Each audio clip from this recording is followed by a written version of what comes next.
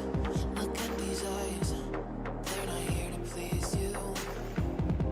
There was a time you could be mine.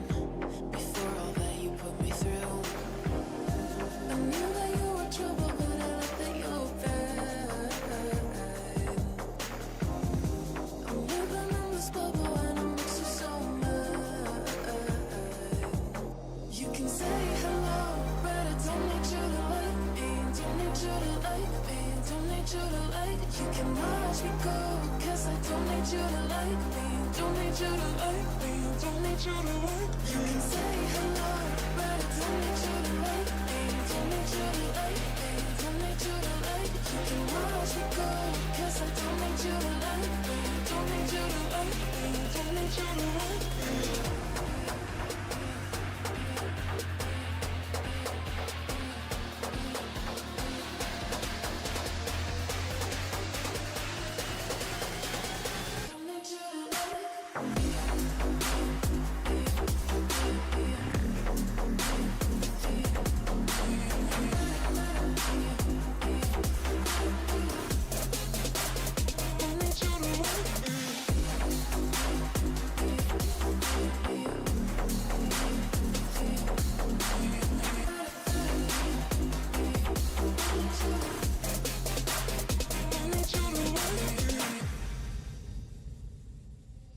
You can say hello, but I don't need you to like me. Don't need you to like me. Don't need you to like. You can watch me go, 'cause I don't need you to like me. Don't need you to like me. Don't need you to like. You can say hello, but I don't need you to like me. Don't need you to like me. Don't need you to like. You can watch me go, 'cause I don't need you to like me. Don't need you to like me. Don't need you to like me.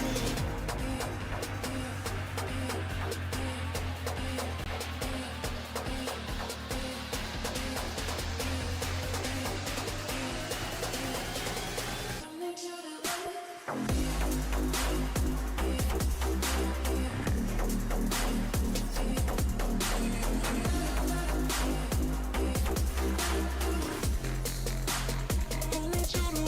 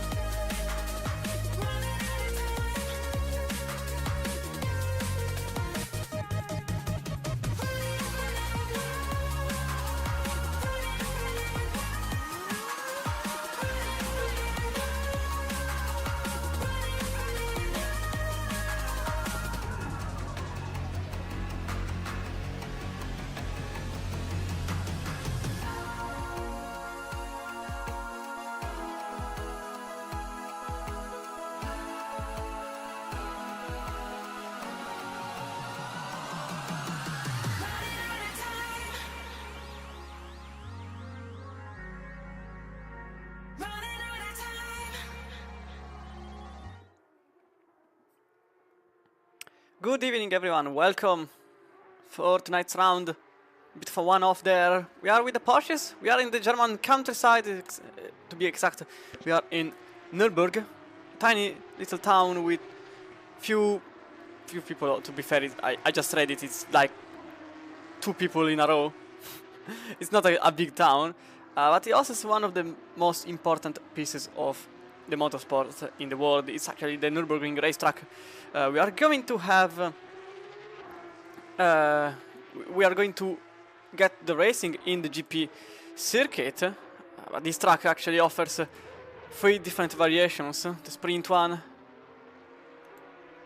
the GP one, and obviously the Nordschleife one that is used in, well, the sprint plus Nordschleife is used in NLS.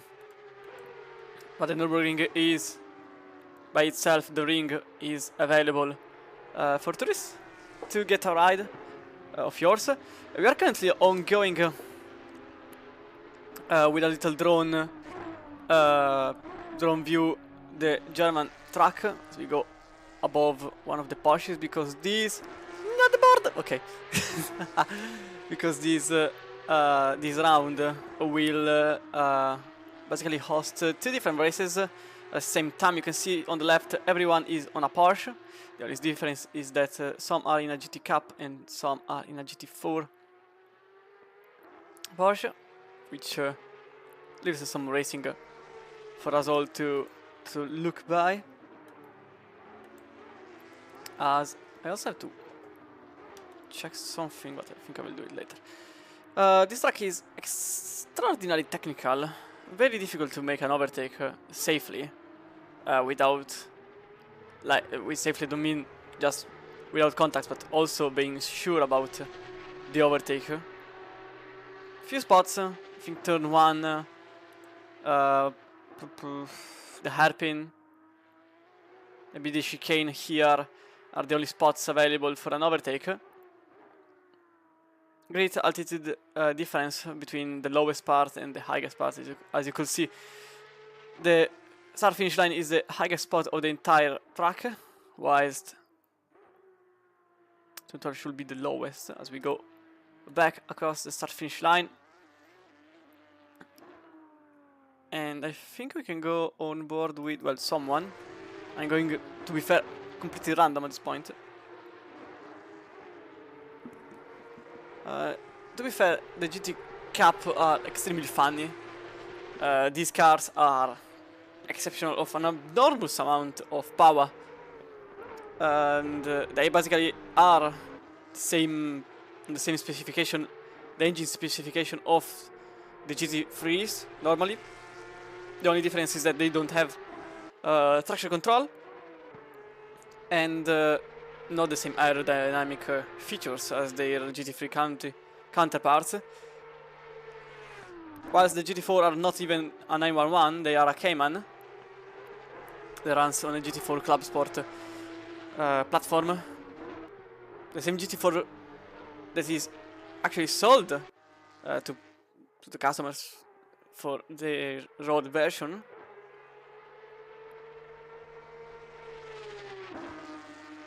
It's actually the same car, the only difference ultimately is the simple variation of some technicalities, such as the roll bar inside, obviously the mufflers, the exhaust, tires. You can't have slicks in your road car. But for the rest, the GT4s on the road, on everyday roads, are the same as the ones racing on track, with obviously only the racing bits missing from that, from their position. Since the GT3 Cup are extremely more powerful than the GT4s, I should have some specification here. Just give me a second. Whilst I actually have to get back into the qualifying session, because now they were just setting a sort of provisional lap, considering they don't have blankets. Nor GT4 nor GT3 Cup have blankets, so the first lap is just heating up. That's why I was just sending information. For now, Benjamin Eck has the current pole, and for it, some gravel is going to damage massively his qualifying attempts, as Viken improves himself, but doesn't make any position. Still 1 second away from the pole, up ahead.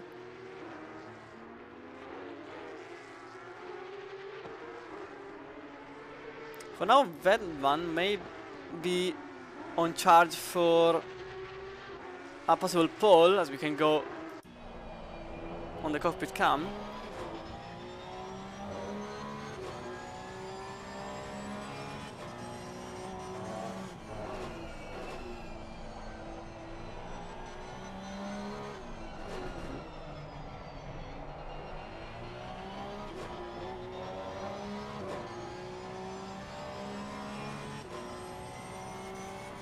We go into the Dunlop hairpin, turn number 8. Second gear.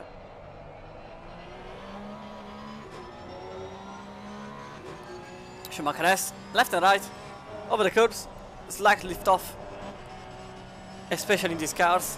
In GT3 is possible to make it flat, you just have to be perfect. Braking on the 100 meters mark on the AstroTurf, and then on the inside cutting across, going a bit wide on the AstroTurf to utilize all the track, and then here you drop a gear to help yourself with some more rotation, even if it's not needed. Dropping a gear for your speed, but it definitely helps with the line. All wide here, then you brake basically here in 60 meters mark, cutting the curb. The first one, the second one not really, it's better to go after the little bump on the inside.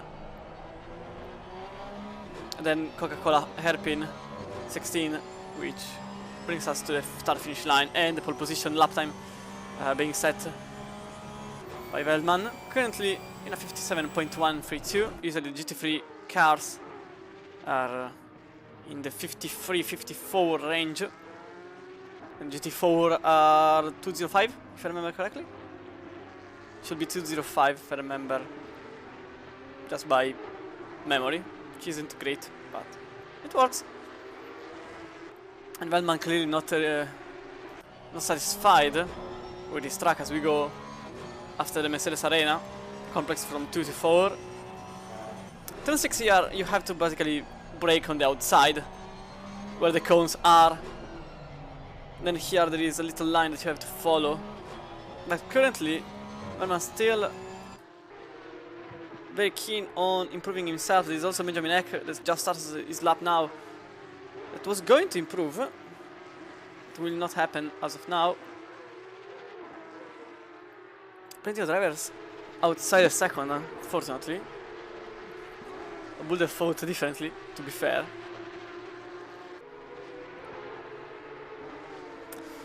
Qualifying is 20 minutes long, but only 10 per class, so everyone that just put the quickest lap time and going into the pits is going to finish at the 10-minute mark, where the GT4s will be able to go for a lap, as Veldman unfortunately has someone, I think it was 182. I think they followed it was behind. It clearly was impeding the car that is trying to at least complete a lap time. It was actually Evans that still hasn't a valid lap time. But regardless, Veldman for now will stay on pole. Benjamin Eck didn't make it on pole even if he had the chance. Pattern in the BVT Porsche. Just the very beginning of his lap time.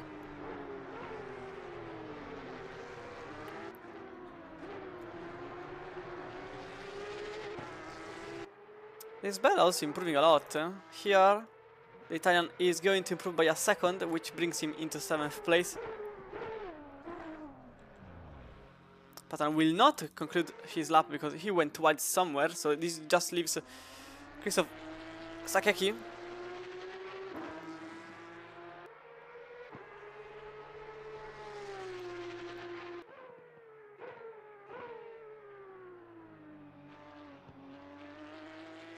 For now stays in second place.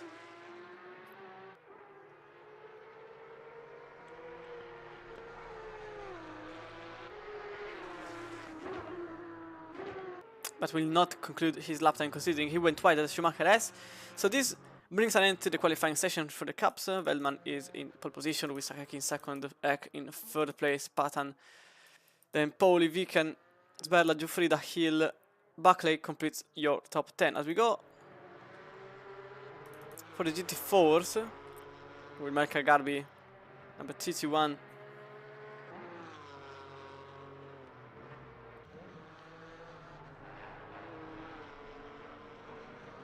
Attack has been basically the same until since 1984, with just some little variations. The only big one is the Mercedes Arena that was built in 2002. But for the rest, everything is the same since then. This track is possibly one of the few that remained the same. Hey, that was a bit of a bump. Remained the same as the years passed by.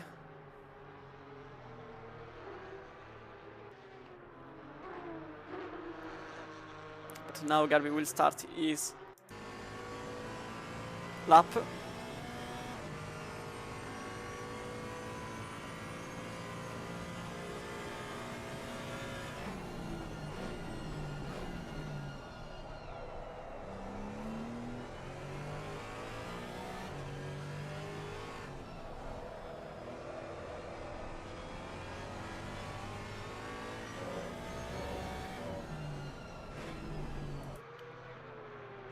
Into the Mercedes Arena we go. This section is terrible for the drivers, because if you go slightly wide there, which is very much an issue for everyone because everyone wants to go wide, you basically risk to destroy your lap even before you really have the chance to make it, as that's turn 4 is at the very beginning of the lap.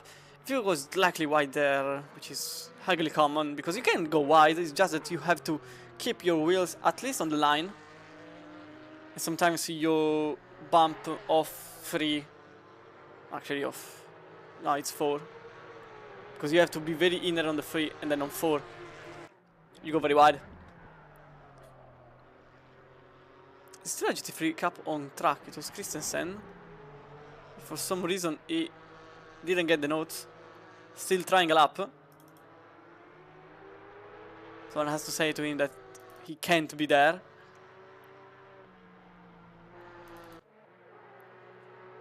Agrabian Freddy just went wide somewhere. So we'll stay with Ivanyuk that will complete the lap time. As the Ukrainian goes with the number 44 in a 2:05.960. I wasn't remember correctly.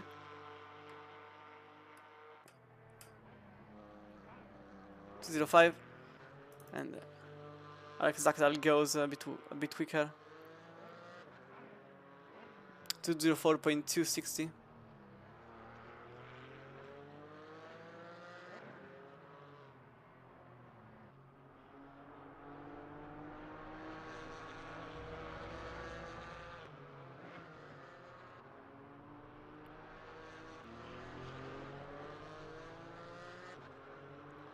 Kedi went in third place for now in class. 2 seconds away from the provisional pole as Garbi goes for another lap time in his GT4 Club Sport.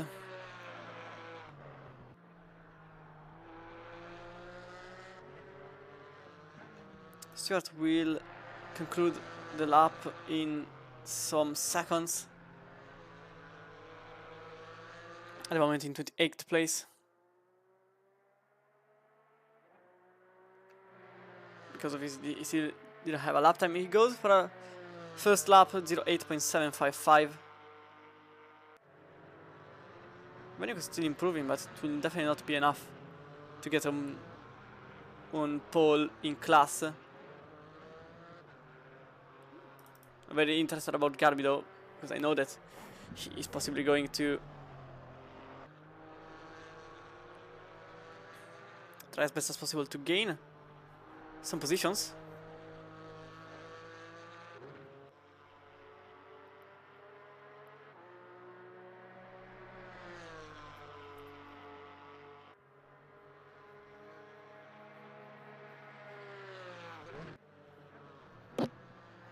To the chicane. So Garby is now into the hairpin. Coca-Cola hairpin number 16. Stewart Asmarintinov, apologies, set a lap. This is second place though. And Garby goes half a second slower than Zach Dahl, but this also means a second place in class for the Swedish driver. Kakrel will be the next one online to complete a valid lap time. It will be a 06.4.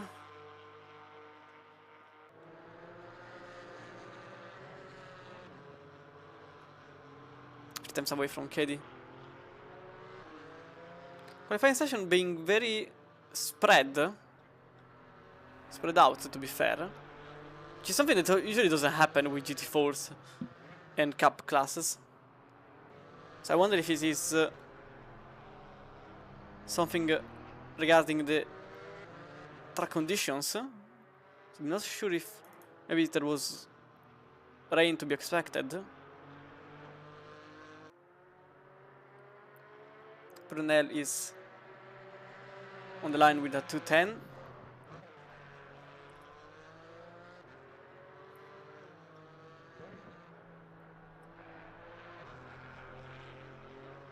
Zagata is going to, well, was going to make an improvement, but he will not. Keddy is going for an improvement. For now, 4 times quicker than himself, but he needs at least a 6 to make a single position.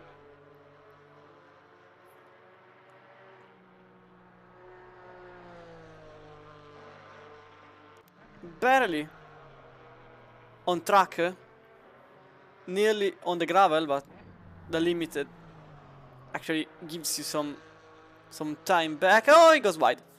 Never mind what I was saying. He goes wide just there on Blit. On bit. Turn number 12. So his lap time will not be considered a valid one. Ivaniuk is going to start his next qualifying lap.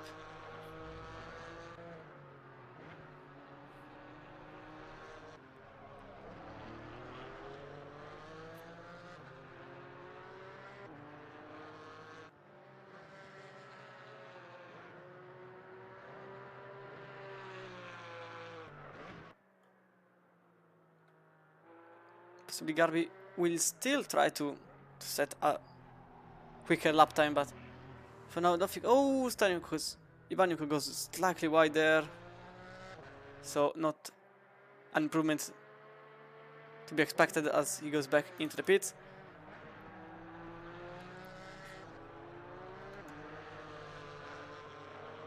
Garby very much there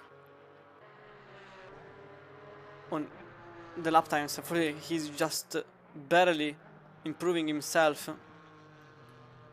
Unless he can... no, not even. Okay, never mind. He went on the gravel there. So it's basically game over even for him. Same goes for Kakrel, same goes for Brunel. The only one that still can improve his position seems like to be Keddy.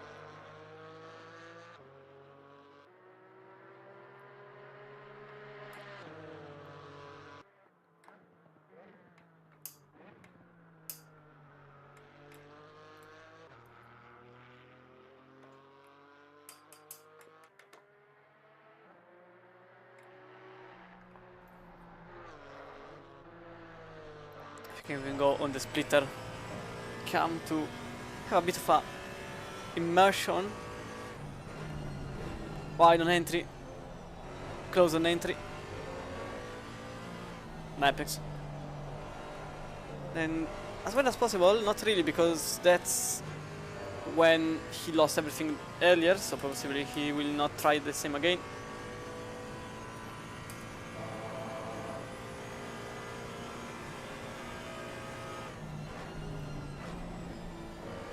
Same goes here, breaking out at 70 meters, more or less, on the chicane, which will be an improvement for Katie. On nearly a second of improvement, so this will jump him into, well, 20th place, third in class, but still in a bit of a no man's land, 4 times away from both drivers up ahead and behind. From Stewart seems like still there, trying to have an improvement.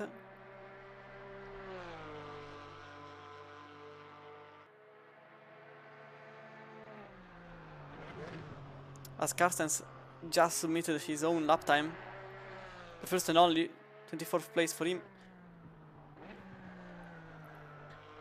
So Stewart will at the very least remain in 23rd overall.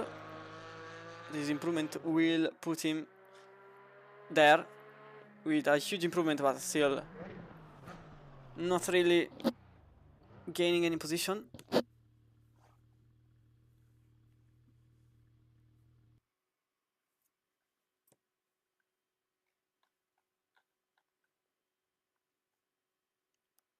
So this was the qualifying session for the Porsche.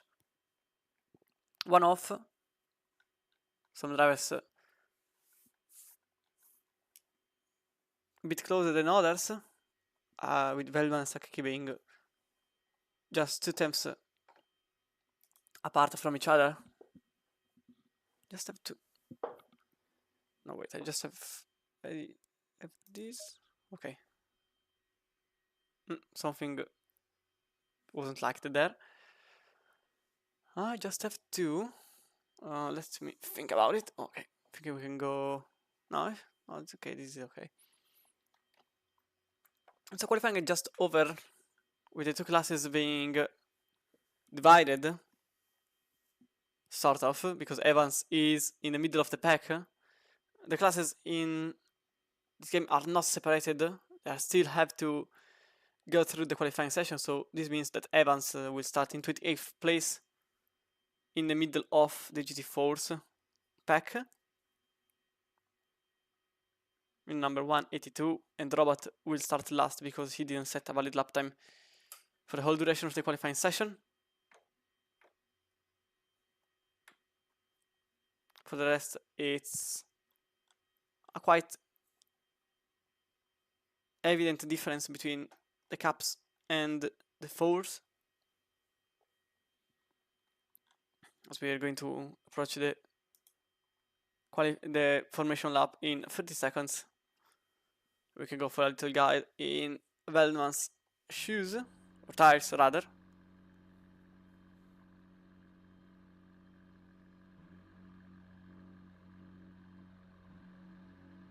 You can see even from the inside cockpit, not from here, but rather from here, the GT4s are nearly stock even on the inside. Just some things being different. The main dashboard, the wheel panel, and the passengers' stuff is the only thing that are different in GT4s, but the rest is basically the same. As well as decides that burning the engine is the correct way to hit the tires, which is a way, because remember that these cars here don't have blankets. I have to hit them the old way, so by burning them one way or another. Personally, I don't like the simple braking and accelerating in these cars, because you don't have enough hit the tires otherwise. Like, the brakes themselves can't really do anything. The best thing for me is just to go in S's and braking in the same moment, because accelerating and braking like this just also burns more fuel, which is not great. if you want to just go as short as possible on your tires. The rest is going to be 45 minutes long, and in terms of pit stop,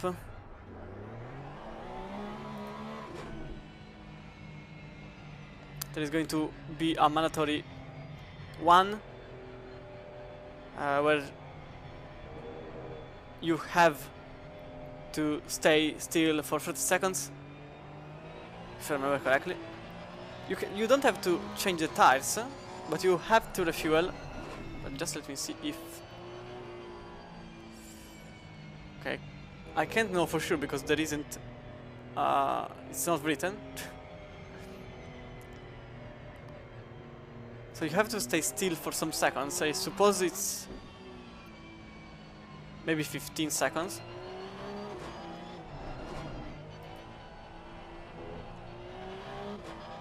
But you are not obliged to change the tires, so this leaves some differentiation on the driver's side.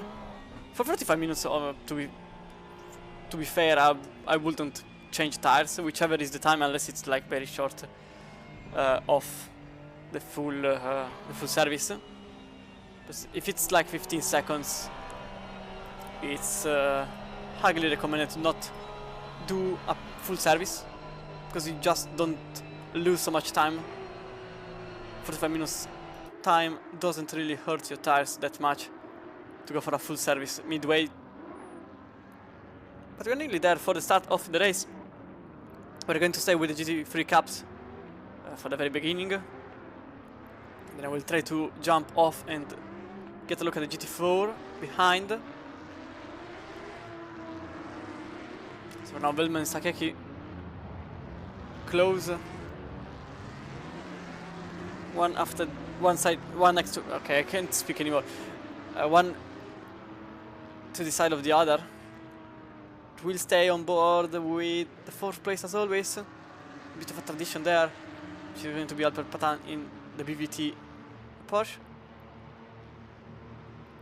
As we are nearly going. Green light and away we go. A drive-through for Poli for improper starting procedures, as there is already a fight there. Maybe 3 wide into turn 1, which is not really a good idea. There is also some contact behind. It's going to be trouble into turn 1 with different cars going sideways. This Sakeki sideways in the middle of the track, which leaves a huge mayhem in the middle of the race track. There are several cars hitting each other. I think there were some GT3 cars and GT4s getting involved there.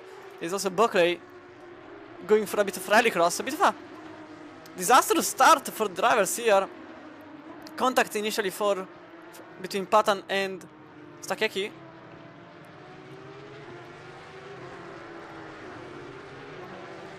As there is Buckley trying to go as quick as possible through the GT4C of cars. So he will go for Sakeki, but 2 yards now back with Patan, that lost the position on Sberla and may have the same fate applied from Viken behind.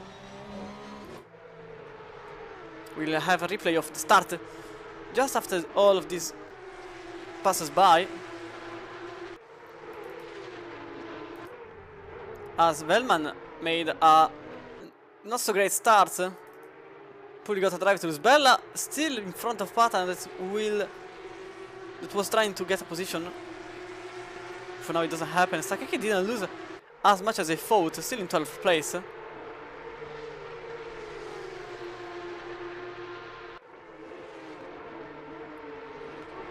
Poli is not even considered in my mind, considering he will have to go through the pits for a drive-through. And Patan goes on the inside of hairpin and makes the position on the Italian.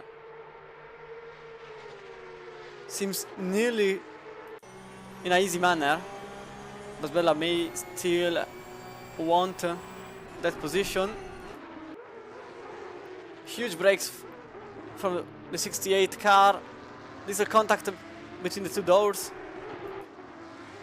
and the Italian still there on the inside. Loses the grip on the exit, which leaves some room for Viken. momentarily. Doesn't go as planned from number 4 car. In the backyard, Zaktal is still in pole position, in the lead of the GT4 class, but you can see how much damage he received from the very initial part of the race, nearly getting overtaken by Kirkbride, which is actually a GT3 Cup, so nothing to worry too much about. While behind, it's also Garby and Katie battling for position.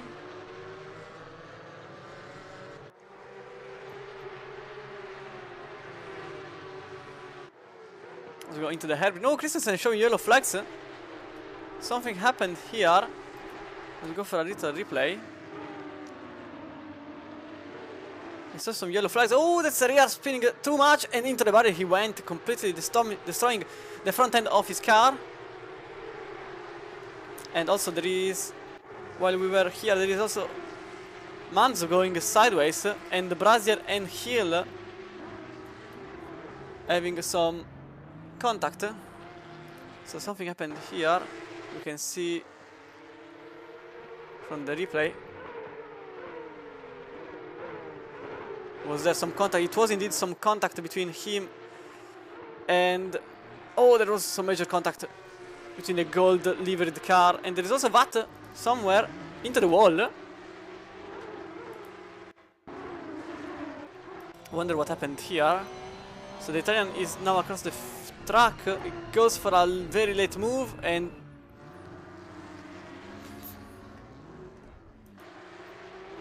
goes into the wall by himself.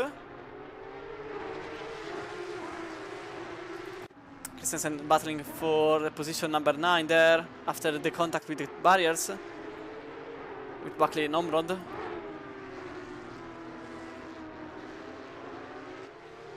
With Buckley gaining the position number 9 with Christensen in 10th place and Omrod in 11th.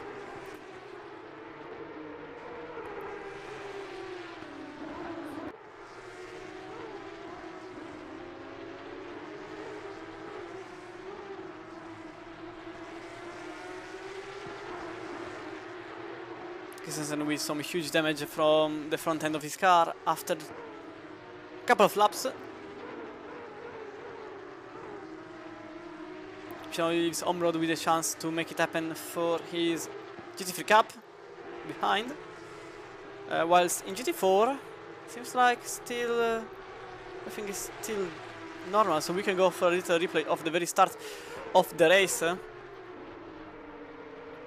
We can see what happened between... I think Zakdal is a good reference. How the hell can we go? Because the leader in GT4 has huge damage, you can see.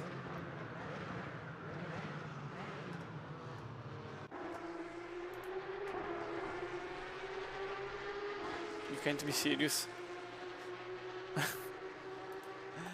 Like, what was that? So the GT3 Cup completely forgot to brake, which sent an innocent man into a field of cars.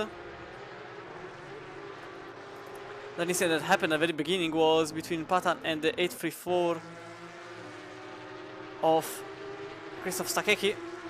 You see some contact here, then contact with the grey Porsche. There was also some contact, we can see here the following of that very scenario. Maybe from here it's more visible.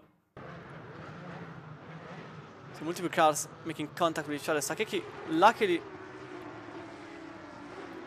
still able, and then there is just a flow of cars going everywhere. You can see contact between the gold livered and I think it was another GT3 Cup there, and Zakta getting bounced around just like a ping pong ball. So definitely not the greatest start I've ever seen, as Carsten Sear is currently fighting for position number 20 with Stewart, but the 203 will get the position on Stewart will stay in 20th place, which is 6th in class. There is also some overtake happening here because Eck lost the position and the lead of the race on Velman, that regains the lead at the hairpin. But it's not over yet, as Eck is trying the outside. Very optimistic move there, but may as well work considering the traction control is not available, so an outside line will give more grip. See, side by side, great action there with Velman getting pushed out of line.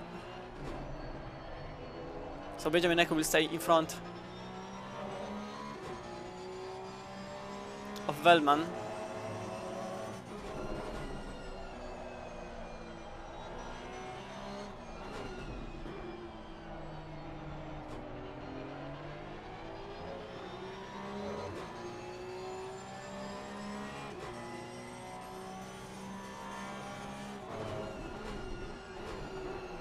This one is definitely a great battle between the two drivers. A bit of an eye goes obviously on the pit lane strategies.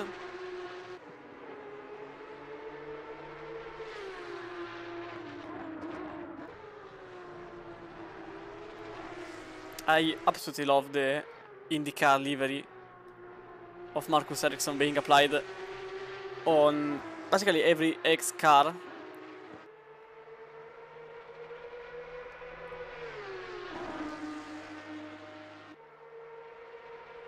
It's very minimal, but absolutely loving it. A bit wider on the exit of the chicane, which may lead Velman for a move. Doesn't happen here, but we can go on the wing to understand better what could happen as we cross the 10th minute of the race.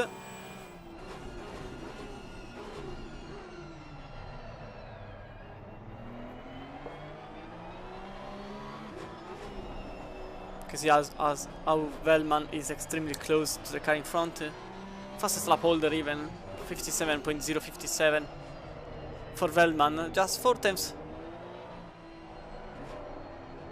slower for Benjamin Eck on the best lap. For now Eck can withstand with a very great defense the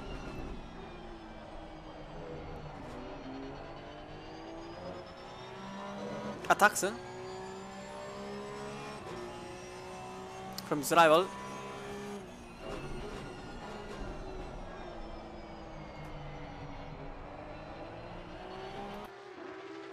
To go back from in the outside view, the driver is passing by. You can see from Nico Velman's point of view, at least the passenger's point of view, it is still there. Very, very wide on entry there, risking nearly to break on the grass.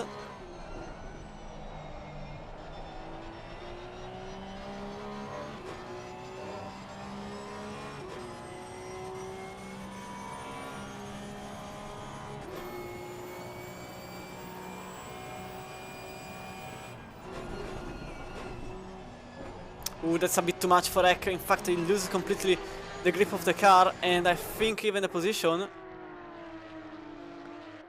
There's a contact, way more than a little. Still side by side between the two, that's for the lead of the race. I'm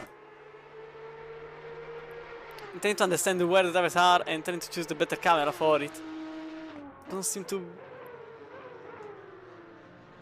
Okay, maybe from here, yes, definitely the which Velman will then become the leader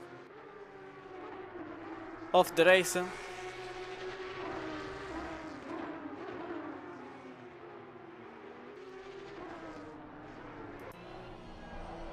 With a mistake that just happened on X side.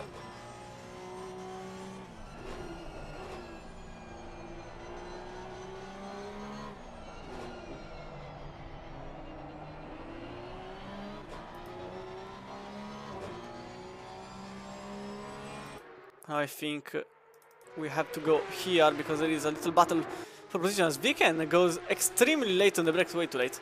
In fact, he goes on the grass, stays alongside the Italian, but nothing can be made for the Dutch there. But maybe later on the hairpin, on the late braking action, maybe able. In fact, he goes very late on the brakes. Still some clean defensive moves by Sberla that maintains the inside of the Schumacher S. So, oops, sorry. So the Italian will stay for now in 5th place.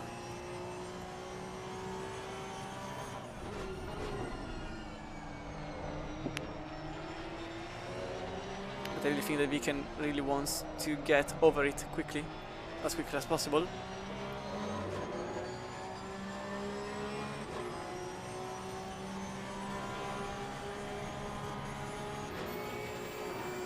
Redoing the chicane. I wonder if there is some defensive move. No, there aren't. On Sberla's side. Rightfully so, even. Considering it's a bit impossible to make a move there.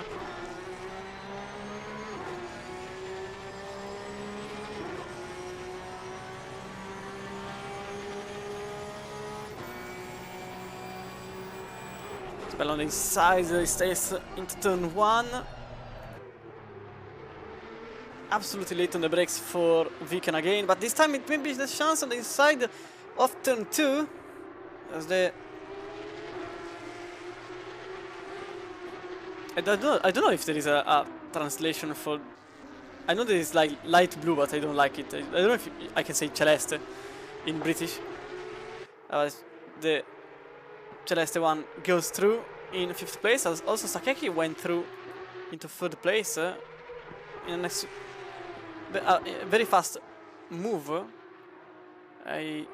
Unless Patan let him by, considering how it went at the very beginning of the race. Which now sees Sakeki that had a very troubling start, being not only with the fastest lap but also in 3rd place overall. Battle for position here in GT4 as Garbi is currently fighting with KD that for 2nd place on class.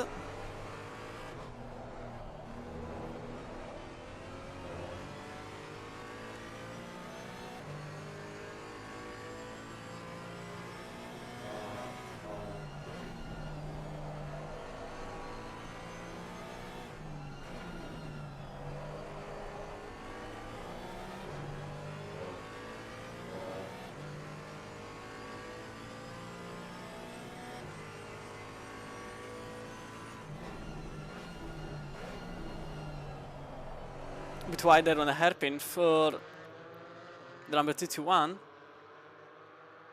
that clearly wants to battle with Zakdal for the lead. Oh, there is a yellow flag there. It's Gengonul somewhere in the Mercedes arena.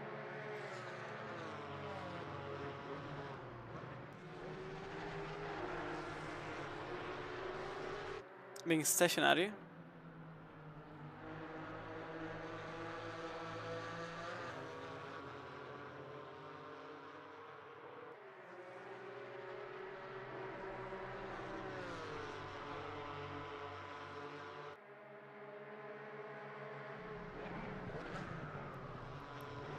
But this time KD is very far away from the Swedish driver, which now leaves Zakdal battling for the lead of class, even if the damage he received is possibly substantial and will have some heavy consequences on the long term.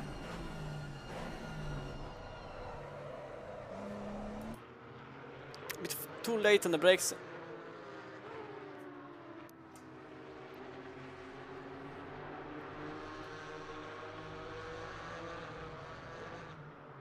this point, Garbi really wants to pass Zakdal as quick as possible, considering KD is just there waiting for a mistake.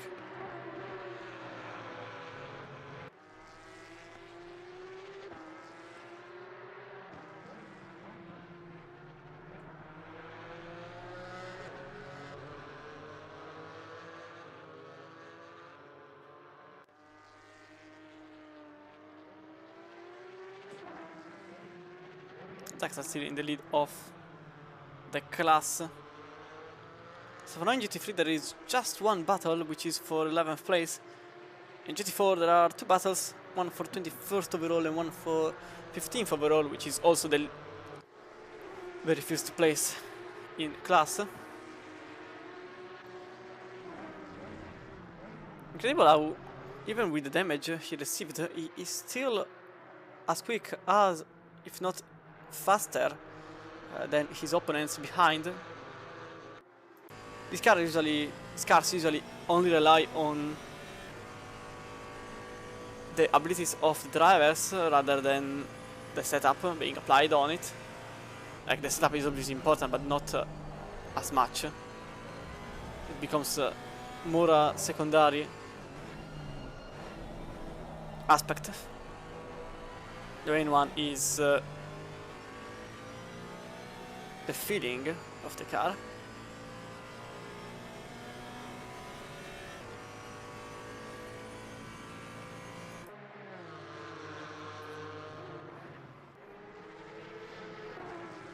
Oh, there is a contact between Garby and Zakdal. Another tap, which leaves Kedi not only with a pass, but with two passes for the lead. Clearly Zakdal not happy with that. Another contact, another incident. His GT4 is absolutely hammered from all the issues it received.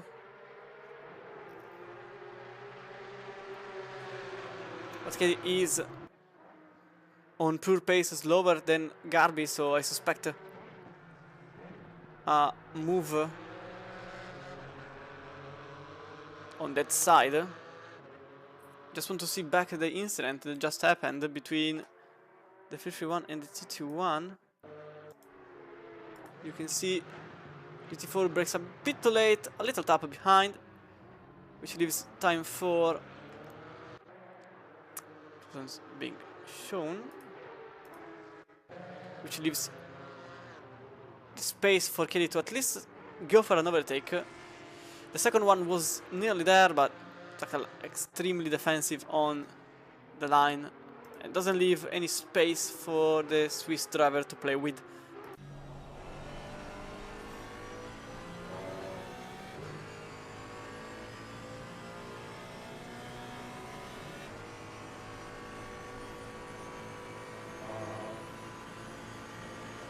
As Zakdal is now losing the position on Kedi way quicker on the straight line as Garby goes for a little run on the gravel. Possibly the damage is too much to withstand for the Swiss driver. So I also want to see back.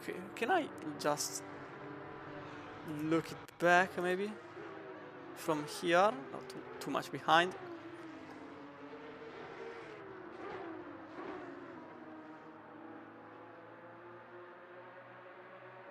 Actually way just barely behind. As you can see, the Porsche of Kedi was way quicker there on a straight line, even thanks to not having any damage.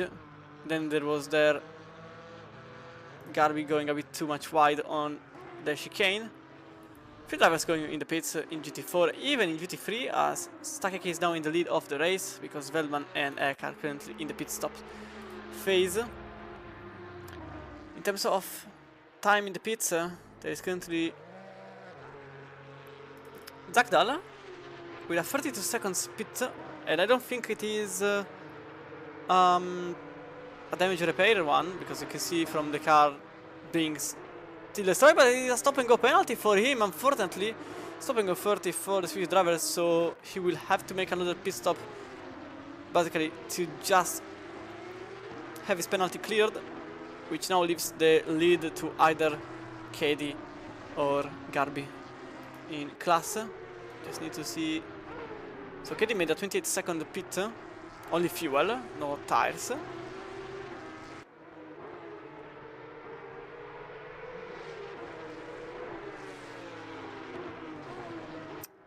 Whilst in the very lead of the entire race, there is Eck now in front of Velman, because Velman clearly made something different from Ek. It's just a 2 seconds, but I don't think like it's very odd because 30 seconds it's either a perfect pit stop or it didn't go for the fuel, the tires, but like made a mistake on that very part. Can't really be sure about that. But for now Benjamin Eck is now in front of Hellman for the very lead of the race.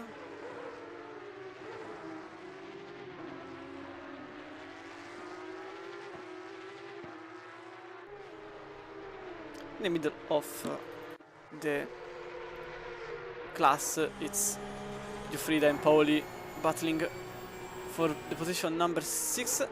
Pauli on the inside after the drive-through. Still trying to at least recover as much as possible from his race. I would have opted to go for the pits in his case, but he still wants to battle for position rather than catch it in the pits. Takeki is now in the pit lane phase.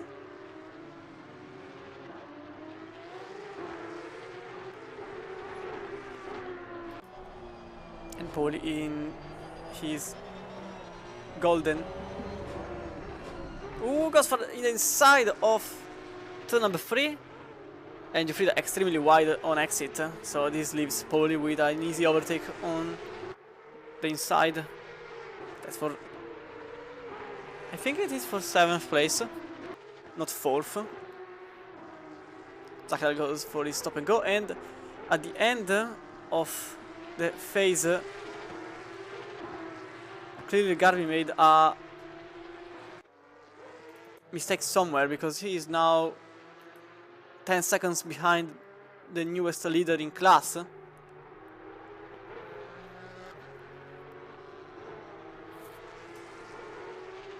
Which is Marco Cady. Bellman is still battling here for again for the same position.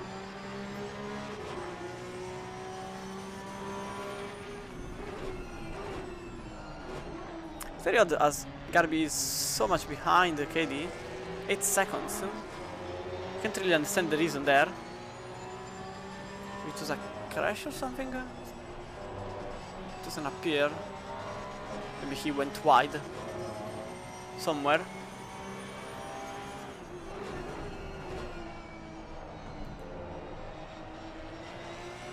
Maybe the overtake happens here, going a bit wider on A3.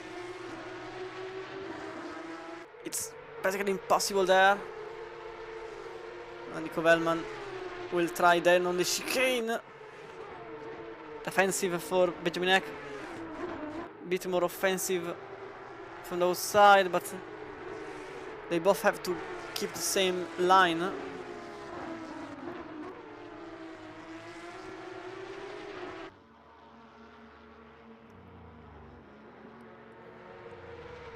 And Benjamin Eck stays in front. And this battle actually benefits someone else because Takeki is gaining as time passes.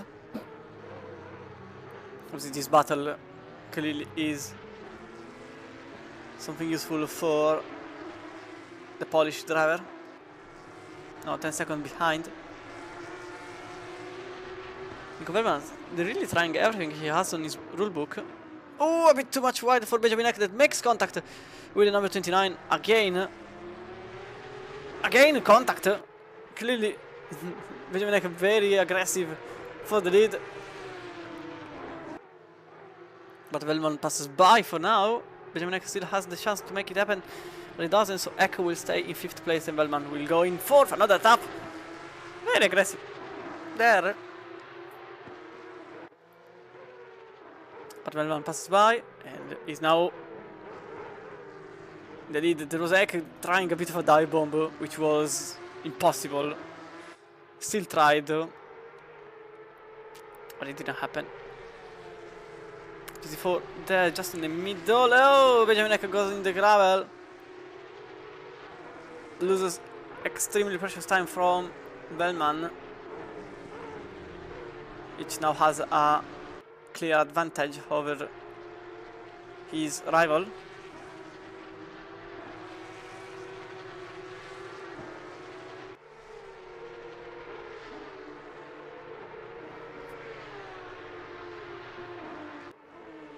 Now in 2.5 seconds gap from Velman.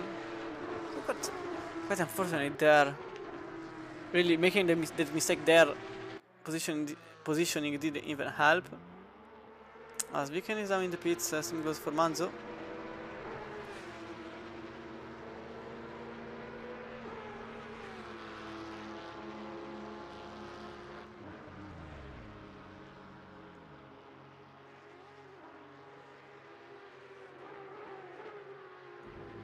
So it's now Zaktal basically in the middle of nowhere with a heavy damaged car, stop and go penalty being applied, and the closest opponent being 23 seconds up ahead. So not really Zaktal's evening this one here. Unfortunately, because he was in the lead and was clearly faster than anybody else, but fate sometimes is cruel.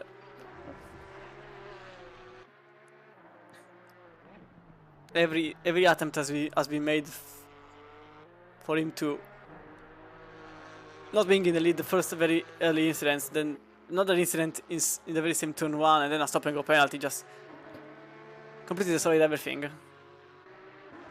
Clearly, he couldn't have won this from the beginning. Like there was someone else saying no. Sometimes it happens. Like there isn't much you can do. You can try whatever, but if it is a no, it's a no. Like you can't really say otherwise. Sierra and Cackrell currently battling for 21st place. It's the closest and only battle on track at the moment. They're going to keep an eye from the Stewart's rear wing.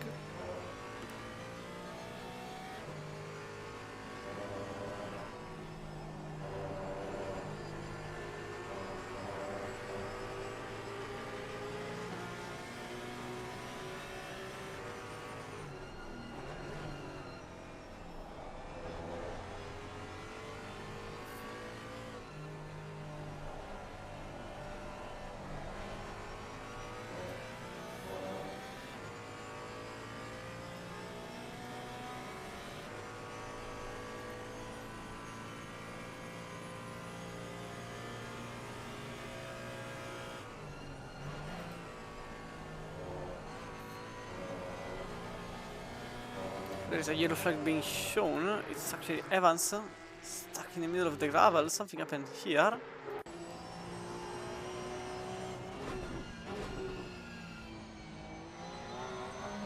Ooh, that's the traction control. That brings the 182 to a halt.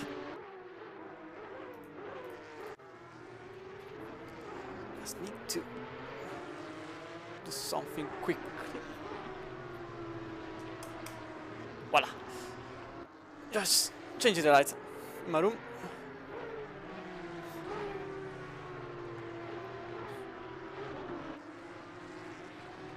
So Nostakeki is getting extremely close to the very front of the pack. There is a pattern that still haven't made the mandatory pit.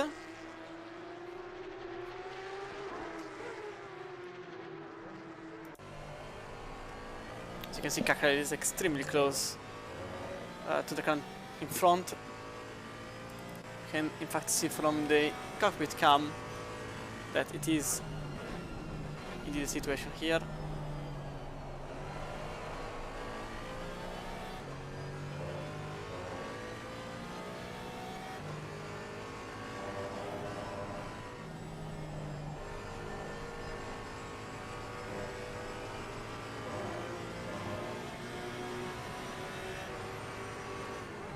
One of the GT3 Cups goes for an engine inside on the blue flagged cars, and Kakre now has a chance, maybe.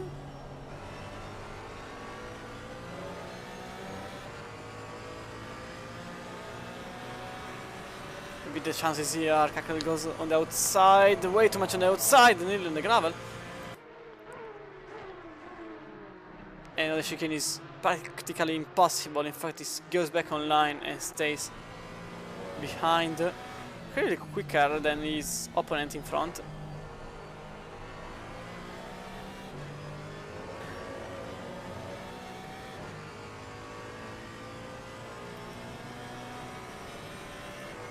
Ooh, Pauli, yellow flags being shown. What happened here?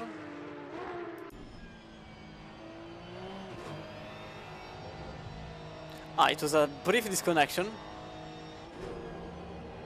So we're back just in time.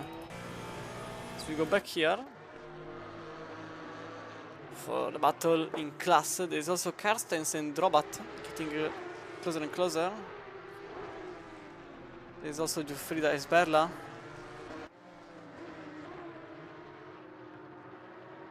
But for now we'll stay here.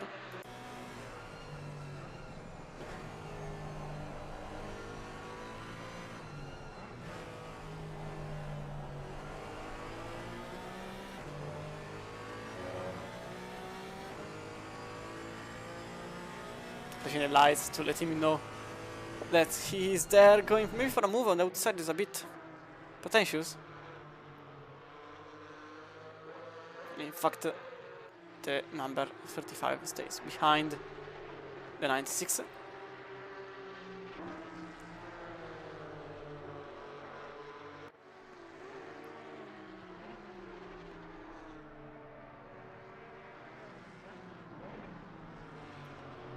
Ten minutes to go, so basically 5 laps till the end. And number 6 of Patton is still out on track, but I don't know how much the strategy is paying for them.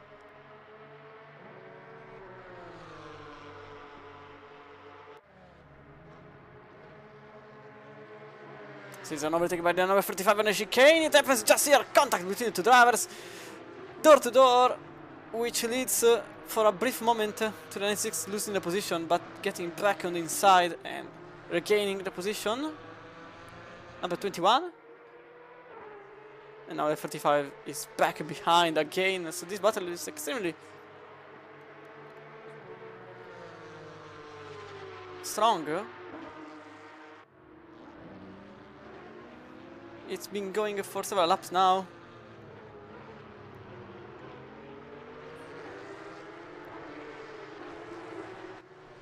And I think it will go on until the very end of the race.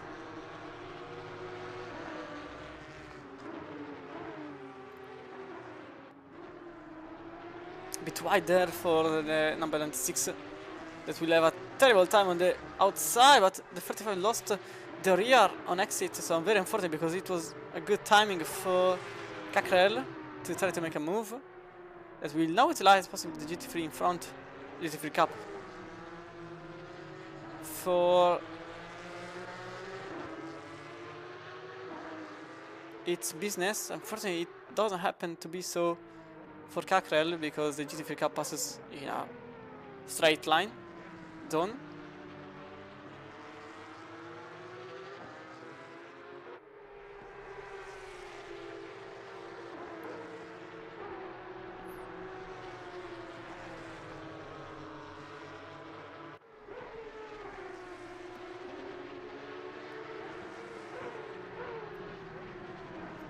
The overtake happens here. Oh, little tap between the two drivers with the GT4 in front, going a bit wide but maintaining the position. Contact between the 35 and the 96. A good exit by the 35, so Cackrell now has maybe a chance to make it again on the very same chicane. There is a GT4 in the middle, unfortunately, but as you can see, Cackrell goes on the inside, 96 on the outside. Brakes very late, way too late. Oh, contact, major contact between the drivers, and the 96 is off sideways. And this is, I think, the end of our little battle. As you can see from the helicam, the steward was clearly way too wide on entry. And Cackrell passes by easily. Now, Sakaki gained the position on Ek while we were on the replay.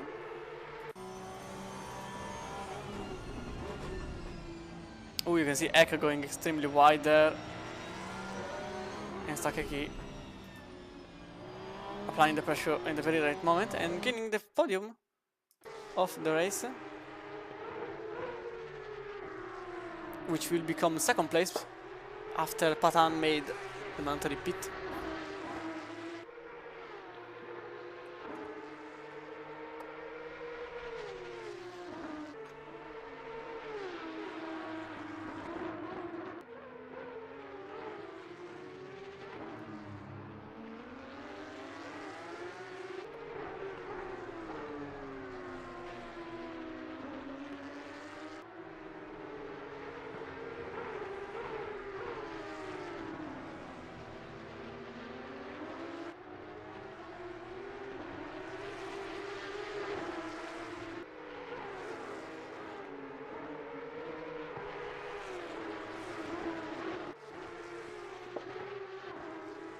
As also Poli made an overtake for 5th place that on weekend we didn't cover because we were on the battle for the GT4 class.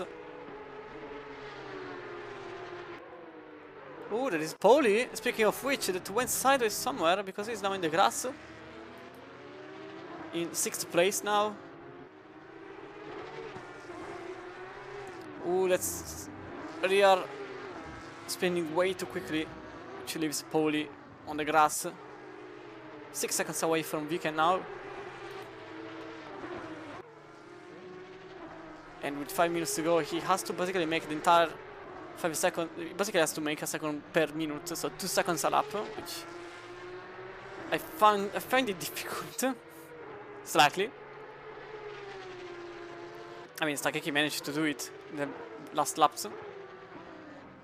I really think that also Benjamin Eck has extreme difficulties with his rear. I don't think he changed the tires at the end, so that's why. I really think that Benjamin Eck didn't change the tire and actually made a mistake on pit road, that's why his pit was a bit lengthy. Even Weekend didn't change the tires, and same applies for Kedi, Ivanyuk, Carstens, and I think that's it. So this means the actual short, the mandatory time was 25 seconds. So I want to retract my statement and say that actually changing tires it's way more beneficial. Then will be a final battle for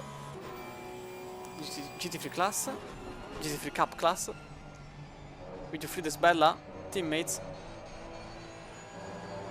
It will go on and battle for 7th place.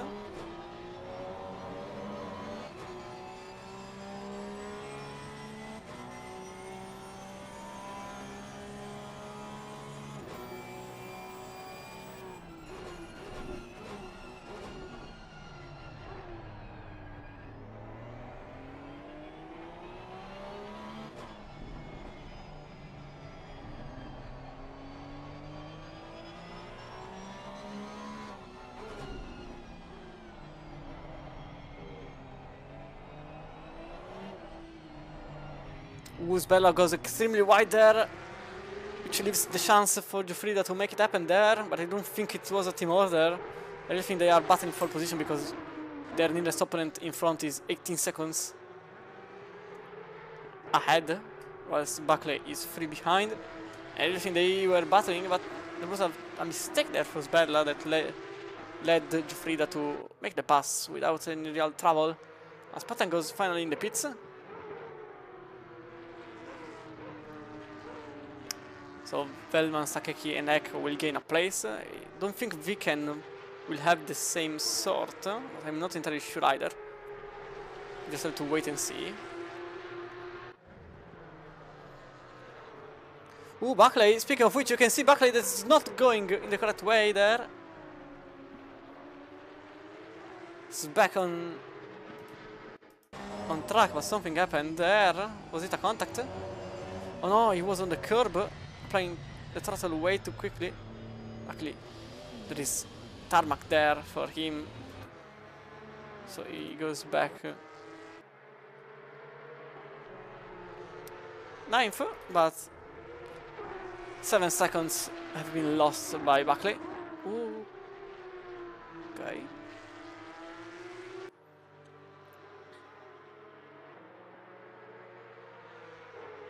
So Patan is indeed in 4th place and change the tires. So I don't understand.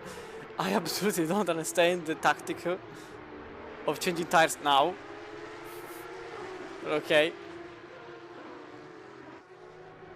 Why doing it? Drobat and Evans made a contact, I suppose, because I'm seeing the 7. Maybe it was actually 2 different things happening, but Evans made contact with another car somewhere. Oh, there was a bit of a contact maybe there. So it was effectively two different incidents happening at the same time. Meanwhile, Bellman now goes for the very final lap of the race, so white flag for Bellman. He now starts the last for the last time the 16 turns of the German track.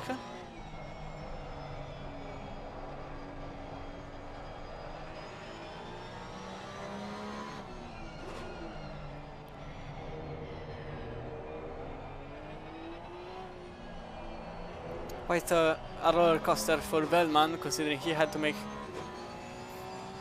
the overtake for the lead different times in a row. Meanwhile, there is also the battle behind, because Giuffrida and Sberla are now battling for 7th.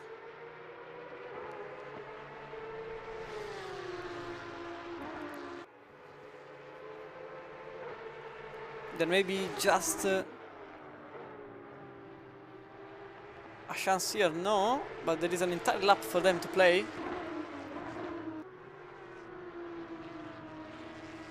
There is also a little battle between Viken and Pauli. So apologies for what I said earlier, he managed to make a second per minute.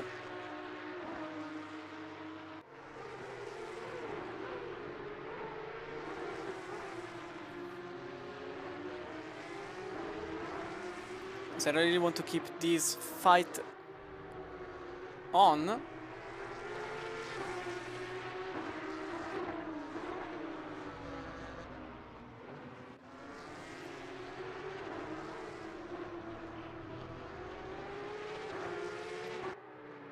But we have to go back in front because Velman is going to cross the line in first place.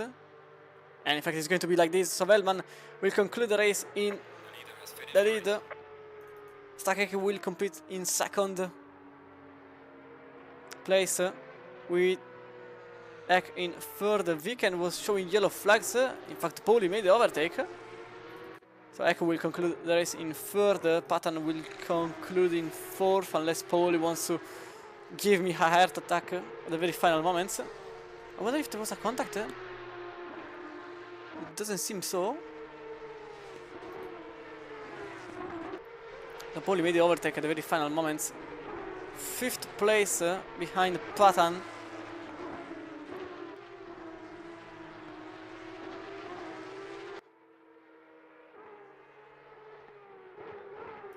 Then Viken behind, that just lost the position on the very final lap, with Giuffrida and Sberla very close between the two.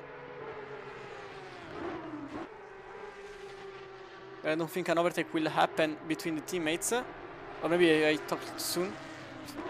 No, I didn't. So Giuffrida will cross the line in front of his teammate. They actually go in parade mode for 7th and 8th. And Buckley concludes in 9th place with GG. In 10th, Manzo and Omrod. Then Vat, Brazier, kick right.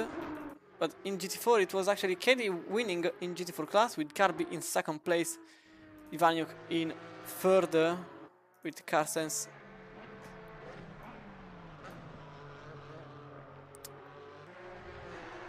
Then Drobat. Then Kakle, Stewart, Evans, Brunel, Martinov, Regenhout and Hill.